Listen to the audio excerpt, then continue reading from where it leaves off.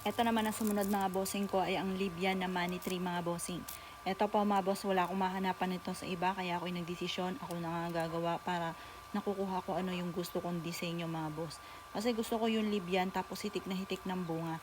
At ang ginawa kong bunga dito ay kristal na kulay pula. Kasi ang kristal ay nagtataboy ng malas at tumahatak ng swerte. At ang pula ay ganun din po, saktong-sakto ngayong darating na ghost month.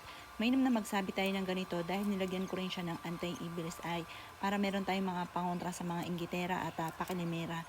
At saka para wala na rin pong tumalab sa atin na mga panalangin na masama kagaya din po ng mga kulang palipadangin at sumpa. Ngayon pa mga bossing ko, ito ay talaga namang gustong gusto ko tong ginawa kong ito. At mula sa puso habang ako po ay gumagawa ng ganito ay paulit-ulit na panalangin na lahat ng mga boss ko na gagamit sa akin mga pampaswerte ay matupad lahat ang mga pinapangarap. Ito po isabit nyo lamang sa may pintuan mga bossing.